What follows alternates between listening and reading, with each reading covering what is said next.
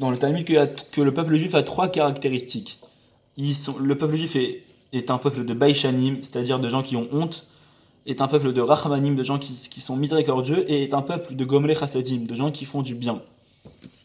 Écrit même, la Gemara te dit, si tu vois que quelqu'un n'a pas une de ces trois caractéristiques, enfin ne l'a vraiment pas, genre qu'il est à l'opposé, c'est-à-dire quelqu'un qui au contraire il n'est pas honteux, genre il n'est pas timide, au contraire lui ça va être toujours crier sur les autres, et c'est toujours moi qui a raison, et voilà, toujours essayer d'affirmer ce qu'il pense et tout ça, ou quelqu'un qui est à l'opposé de la miséricorde, quelqu'un qui est cruel. Limite, il voit un oiseau, limite, il prend un pistolet à billes, il va lui tirer dans l'aile. Ou quelqu'un qui ne cherche pas du tout à faire du bien aux autres, au contraire, il cherche à leur faire du mal, il cherche tout le temps à descendre son mois prochain. Même la Gemara te dit, pose-toi des questions, vérifie sa généalogie, de voir si dans sa généalogie il n'y a pas un non-juif, et que c'est de lui qu'il a pris ses caractéristiques, ou peut-être que même par ses actes, il a perdu son statut de juif. Même pour un mariage, si tu t'apprêtes à te marier avec une jeune fille ou avec un jeune garçon, regarde sa famille. Est-ce que sa famille ont ces trois caractéristiques-là? Est-ce qu'ils sont honteux? Est-ce qu'ils sont miséricordieux? Est-ce qu'ils font du bien? C'est important. Donc on voit que tout ça pour dire quoi? Qu'on est baïchanim, que le peuple juif est honteux de façon générale. C'est-à-dire quoi honteux? C'est-à-dire qu'il va avoir honte de faire certaines choses devant certaines personnes. Et c'est ça le bon côté du regard des autres. C'est que le regard des autres aussi, enfin la peur du regard des autres peut aussi te freiner à ne pas faire de fautes parfois. Il y a des choses que tu fais tout seul quand tu es dans ta chambre avec ton téléphone, Chazvé Shalom, des fautes, que tu ne le ferais pas en plein milieu de la rue. Il y a des choses que tu as honte de dire à personne, que ce soit à tes parents ou même à ton meilleur copain, tu as fait une faute avec une fille, tu as peur de dire ça. Euh, une jeune fille qui n'arrive pas à ne pas aller en maillot de bain à la plage, mais qu'elle va quand même avoir honte de se poster comme ça sur les réseaux sociaux. Donc la honte, elle peut aussi te freiner à t'empêcher de faire certaines fautes. Et ça, c'est le bon côté du regard des autres, et c'est le côté qu'il faut qu'on profite du regard des autres, entre guillemets. Dans les Perkavot, il y a écrit David Bonan Bishloshat Varim Ben Ataba Lidavera. Regarde et contemple trois choses, et tu ne viendras jamais à en venir à faire une faute. C'est quoi ces trois choses? Aïn Roa. Non, Da Malemalamimcha, sache ce qui est au-dessus de toi. Donc, qu'est-ce qui est au-dessus de toi? Première chose, Aïn Roa, un œil qui te voit. Deuxième chose, Ozen Shomaat, une oreille qui t'écoute, qui t'entend. Vechol Maasecha va se faire nirtavim. Et tous tes actes sont écrits dans un livre. De qui on parle? Évidemment de Dieu. Donc, quand tu as peur du regard des autres, c'est déjà bien. Mais c'est surtout, comme on a dit dans le cours sur la crainte de Dieu, c'est que la peur du regard des autres va t'amener à la peur de Dieu. Parce que à chaque moment, en vrai, comme la Mishnah, elle le dit, à chaque moment, même quand tu es tout seul dans la chambre la plus fermée au monde, il y a toujours un œil qui t'entend, un œil qui te voit, une oreille qui t'entend et une main qui écrit exactement ce que tu fais. On parle de Dieu. Que même tu peux être le plus caché du monde, Dieu te voit toujours ce que tu fais. Et c'est ça le bon côté que ça peut amener d'avoir la peur du regard des autres et qui peut même emmener à avoir la peur de Dieu. Enfin, la crainte de Dieu plutôt. Donc voilà, c'est ça le juste milieu, c'est de ne pas céder au regard des autres. C'est-à-dire qui vont essayer de t'empêcher de faire des mitzvot, mais par le regard des autres, par la peur du regard des autres, de te retenir de faire des fautes. C'est ça le juste milieu qu'il faut essayer d'avoir par rapport au regard des autres. Et même, par, enfin, si on n'arrive pas à avoir peur du regard des autres, essayer déjà de se rendre compte de sa propre valeur. Ou alors quand on se sent rabaissé par le regard des autres, parce qu'on veut faire progresser dans la Torah, dans le mitzvot, et que le regard des autres nous rabaisse, entre guillemets, essayer de réfléchir à soi-même sur sa propre valeur. Dire qui tu es. Je suis un juif, je suis le descendant de Abraham, Isaac et Yaakov. Je fais partie du peuple juif. Les âmes, si on se rendait compte, c'est quoi la valeur d'une âme juive, mais on deviendrait fou. C'est quoi la valeur d'une âme juive? On a une valeur incroyable. Donc se rendre compte de sa valeur, peu importe ce que les autres critiquent sur moi, je sais d'où je viens, je suis le descendant d'Abraham, Isaac et Yaakov. Je suis une âme juive, j'ai une étincelle, une part divine dans mon âme. J'ai un gros potentiel. J'ai une grande responsabilité dans ce monde-là. Et quelqu'un qui va vraiment arriver à ce niveau de se rendre compte de sa valeur interne, il n'aura plus besoin du regard des autres. Il n'aura plus besoin de trouver sa valeur dans le regard des autres. Puisqu'il saura lui-même c'est quoi sa valeur. Et du coup, il ne cherchera plus le kavod. Il ne cherchera plus l'honneur à l'extérieur, mais au contraire, c'est lui qui va en donner. Il y a écrit dans les Hyper Kavod, Ezao Mechubad, Amechabed et Taberiot. Qui est celui qui est respectable? Celui qui respecte les créatures.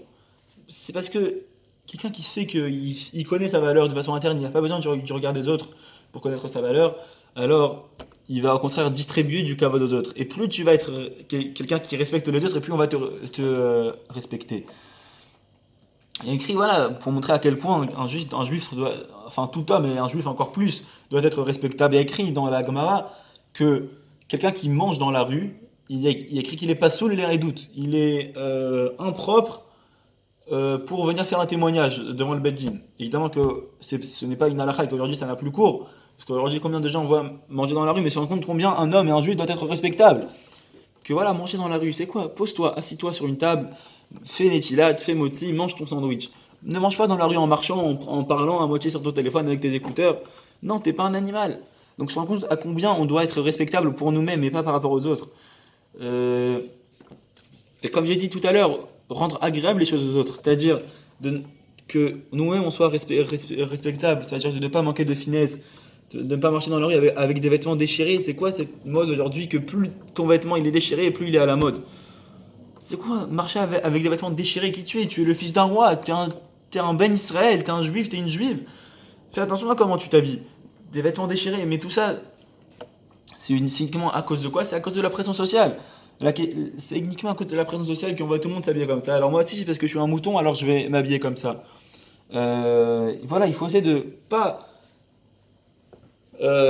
considérer le kavod, l'honneur, selon ce que les autres appellent l'honneur, mais soi-même, se développer entre guillemets son propre kavod, ses propres notions de kavod, sa propre notion d'honneur, de ne pas courir après le kavod des autres, mais au contraire soi-même de tenir ses idéaux. C'est ça, de ne pas courir après l'acceptation entre guillemets des autres pour avoir le kavod, mais soi-même avoir des idéaux et tenir ses idéaux et par là avoir son propre honneur. Voilà, se rendre compte qu'on est tous en tant que juifs, tous les jeunes, enfin tous les hommes juifs sont des princes et toutes les filles juives sont des princesses. On se rend compte de qui on est le peuple, oui, le peuple élu, comme on a l'habitude de le dire. Donc voilà, de ne pas céder à la pression sociale, de ne pas céder à la pression sociale qui vient parfois de faire des choses illogiques, des choses qui ne sont pas logiques, uniquement par la pression sociale et qu'on veut faire comme tout le monde et se faire accepter des autres. Non, toi tu es un ben Israël, tu as un rang beaucoup plus noble. Est-ce que la reine d'Angleterre, est-ce qu'elle marche en bikini dans la rue? Non.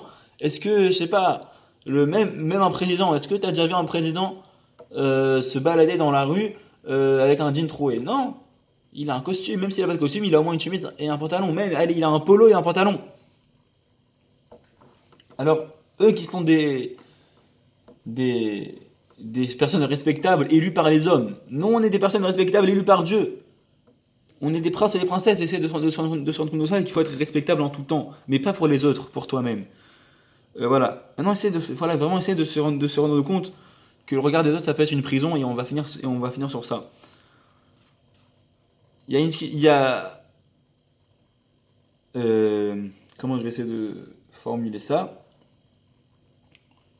Voilà, déjà une petite intro, vu qu'on va parler de Hillel et de Shammai, nous on a l'habitude toujours que Hillel c'est celui qui, entre guillemets, qui va représenter la gentillesse, le calme, que quelqu'un va venir le voir, il va lui parler gentiment, essayer de le rapprocher de la Torah. Shammai, ça va être celui qui va être, entre guillemets, plus dur et rigoureux, on voit aussi dans leur façon de trancher les lois, Hillel, en général, sauf 6 cas dans la Gemara, où Hillel va trancher plus de la façon d'alléger la loi, et Shammai plus dans la façon de rendre encore plus stricte la loi. Donc on a toujours cette image pour ceux qui ont un petit peu étudié. Hillel c'est entre guillemets la gentillesse, le calme, Shammai c'est plus la dureté, la rigueur. Pourtant on voit quelque chose d'intéressant dans Masechet Avot, donc les maximes des pères, il y a écrit, donc c'est Hillel qui dit, ou Aya Omer, Negid Shema Avad Sheme, celui qui s'est donné un nom par orgueil, son nom sera perdu. Ou de là Mosif Yasef, celui qui n'ajoute pas en étude de Torah, il va mourir plutôt. Ou de là Yalif Ketala, ou de là Yalif Ketala Chayav, et celui qui n'étudie pas de la Torah, il mérite la mort. Ou Dishtamesh Betaga Cholaf, et celui qui utilise la Torah pour son honneur personnel, alors il va partir. Dans cette même Mishnah, il y a 3 fois où c'est Hillel qui dit, on a l'habitude que Hillel c'est le gentil, tout ça, 3 fois qu'il te dit il va mourir, telle personne va faire ça, il va mourir. C'est quoi ça? Et on voit qu'après il y a Shammai qui parle et qui te dit Ve'eve mekabel et kol adam et c'est pas faute. Il reçoit chaque personne avec un visage accueillant, avec un visage chaleureux. souriant. Alors on voit que c'est l'inverse, a priori. Shammai qui dit reçois tout le monde avec un visage souriant et Yael qui te dit si tu fais ça tu meurs, tu fais ça tu meurs, tu fais ça tu meurs. Ça c'est pour... parce que toute la Torah c'est quoi? C'est d'aller à l'inverse de ce que tu es. Aller à l'inverse de ce que tu es. C'est pour ça que Abraham, c'est pourquoi on dit que l'épreuve de l'Akedat Yitzhak, c'était une épreuve pour Abraham. Mais c'est qui a accepté de se faire sacrifier? C'est Abraham ou Yitzhak? Ok, Abraham, il devait sacrifier son fils. Mais qui va mourir dans l'histoire? C'est Yitzhak. Dit que c'était une épreuve pour Yitzhak. Pourquoi on dit que c'était une épreuve pour Abraham? Parce que Yitzhak, c'était le statut de rigueur. Son trait de caractère le plus fort, c'était la rigueur. Donc pour lui, c'était normal, entre guillemets, que Dieu dit quelque chose et je le fais. Jusqu'à donner ma propre vie. Abraham, lui, son attribut, c'était le chesed, c'était la bonté. Donc pour lui, déjà tuer quelqu'un, en plus son fils aîné, ça allait contre sa nature. Et c'est pour ça qu'on dit que c'était une épreuve pour Abraham. C'est ça, et toute la Torah, c'est ça, c'est aller à l'inverse de ce qu'on est. C'est pour ça que dans la Torah, tu as une mitzvah que si tu as l'âne de ton ami et de ton ennemi qui ensemble, ils n'arrivent pas à porter leur charge, va aider d'abord ton ennemi. Alors que toi, ta première envie, ça serait d'aller aider ton ami. Non, va aider ton ennemi. Parce que toute la Torah, c'est ça, c'est aller contre sa propre nature. Et donc voilà, c'était une petite introduction parce que je voulais parler de cette Mishnah là qu'on a dit. Negid Shema Avad Sheme. Celui qui. Donc c'est ce que Hillel a dit. Celui qui veut se faire. Qui s'est fait un nom par orgueil, alors son nom sera perdu. Son nom sera annulé par Dieu. Pourquoi? Parce que la gava, ça tient pas à l'orgueil, c'est comme de l'air, ça ne tient pas. Donc celui qui eux-mêmes, il s'est devenu un grand rave, et aujourd'hui c'est un Rosh Yeshiva, c'est le chef d'une Yeshiva, mais tout ce qu'il a étudié, tout ça, c'était pour qu'on dise, regardez combien il est intelligent, combien il connaît en Torah. Celui qui est arrivé à un poste haut gradé, que ce soit dans la Torah ou pas, mais qu'il a fait tout ça uniquement par orgueil, à la fin, son nom sera oublié. Et plus t'es haut et plus la chute ça fait mal. C'est comme quelqu'un qui va sauter du 12e étage ou du premier étage, il va pas avoir la même douleur. Donc plus t'es haut et plus tu seras arrivé haut par orgueil, et plus ta chute, quand Dieu va te faire chuter, ça va te faire mal.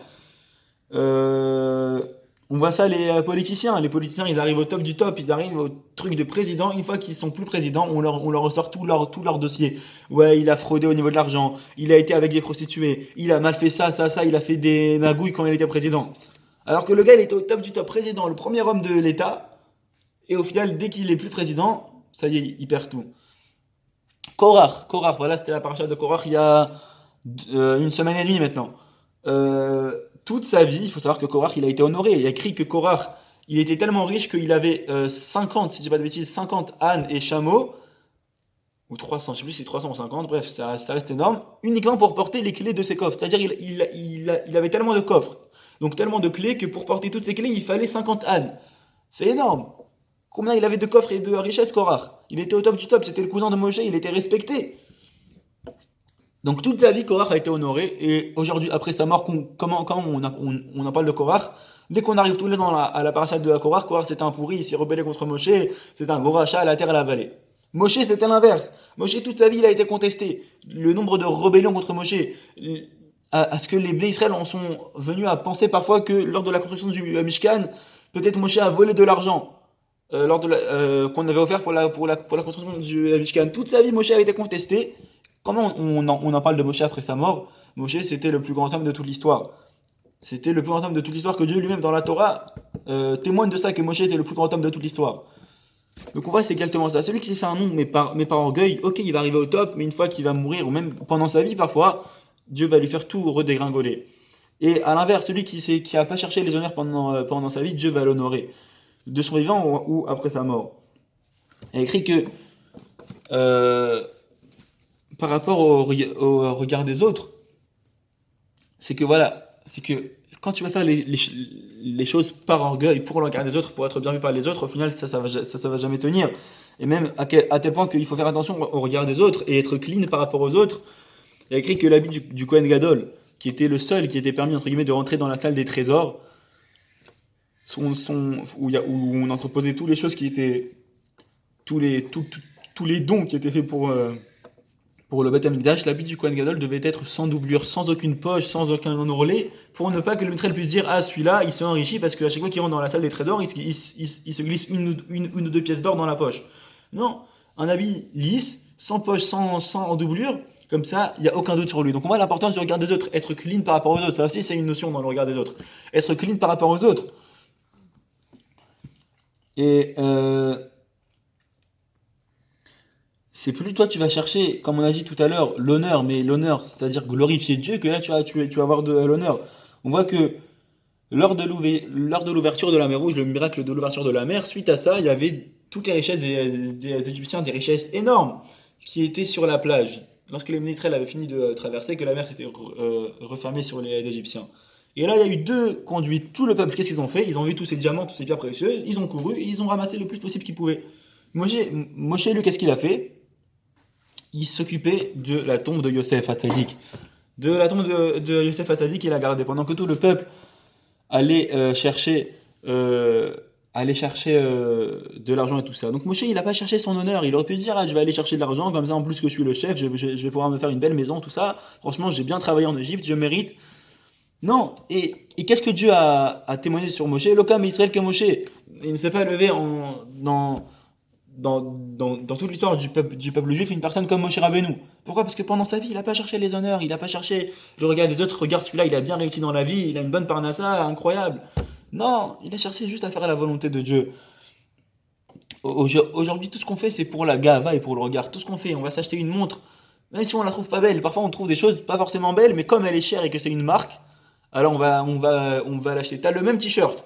Un que c'est une marque, un que c'est pas une marque, exactement le même, tu vas acheter celui avec la marque. Pourquoi? Parce que tout ce qu'on fait aujourd'hui, en tout cas la grande partie de ce qu'on fait, c'est pour la gava, pour notre orgueil et par rapport au regard des autres. Et on fait attention uniquement à ça. Comment on va juger une personne? Par sa réussite, par il a quoi comme montre, par il a quoi comme voiture aujourd'hui. C'est devenu grave qu'on fait attention uniquement à ça. Il y a le Rav Yitzhak Fitoussi qui rapporte une histoire qui lui est arrivée, que comme quoi il avait chez lui il a un tableau de Rav Ovadia Yosef, donc le grand rabbin d'Israël séfarade précédent, un grand sadique, un ganol, un gaon, un des plus grands sadiques de toute l'histoire du peuple juif. Donc il avait chez lui une photo de Rav Ovadia Yosef en train de comme ça de prier comme ça. Il a invité quelqu'un chez lui, la personne rentre et elle voit le tableau, elle fait attends, c'est une Rolex qu'il a le Rav Ovadia Yosef. Le Rav Yitzhak Fitoussi, il avait jamais remarqué, alors qu'il avait ce tableau là dans sa maison depuis longtemps, il avait jamais remarqué que le Rav Ovadia il portait une montre Bichlal. Parce que lui, quand il regarde le tableau, il voit que le Rav Ovadia Yosef, il voit que la Gdusha, comment le Rav Ovadia Yosef prie avec Havana, tout ça. La personne, nous aujourd'hui, on est tellement habitués à voir ces détails-là, qui sont matériels, que la personne, la première chose qu'elle a regardée, elle a le tableau de Rav Ovadia Yosef devant toi. Ah, c'est quoi la montre qu'il a? Donc, on voit que c'est vraiment uniquement ça qui nous préoccupe aujourd'hui. Il voit que vraiment il n'y a aucune logique dans tout ça. Plus un pantalon il est déchiré, c'est-à-dire moins il y a de tissu et plus ça va coûter cher. Il n'y a plus aucune logique, on fait les choses plus par logique, juste par pression sociale et on suit ce que les autres nous disent et ce que la société attend de nous. Il n'y a plus aucune logique. Un pantalon, comme j'ai dit, pareil qu'un pantalon, sauf que lui il a une marque et l'autre il n'a pas de marque, tu vas le payer plus cher l'autre alors que parfois c'est une moins bonne qualité. Euh, Parfois il y a des choses que elles sont plus chères, mais elles sont de bien moins bonne qualité que quelque chose qui va coûter beaucoup moins cher. Mais non, tu vas acheter. Et genre, ça, toi, tu le sais, mais tu vas acheter le plus cher. Tu vas acheter le plus cher juste pour te dire, ah, j'ai le plus cher. Pourquoi? Parce que tout ce qu'on fait aujourd'hui, c'est par rapport à la gava et au regard des autres. Et, euh, et c'est tout ça parce que maintenant, on va te regarder maintenant que tu as acheté cette chose-là. On va te dire, regarde, celui-là, il a acheté la dernière montre, il a acheté la dernière voiture. Et on voit que tout ça, en fait, c'est toujours perdu d'avance. C'est toujours perdu d'avance. Parce qu'il y aura toujours plus. Tu peux acheter le dernier iPhone 10, dans 2 mois, ils vont te sortir l'iPhone 11 et tu n'auras plus le dernier. Alors combien tu peux acheter dès qu'il sort le modèle? Combien tu peux acheter à un moment? La dernière voiture? Combien tu peux acheter la plus grande maison? Il y aura toujours quelqu'un qui aura plus que toi.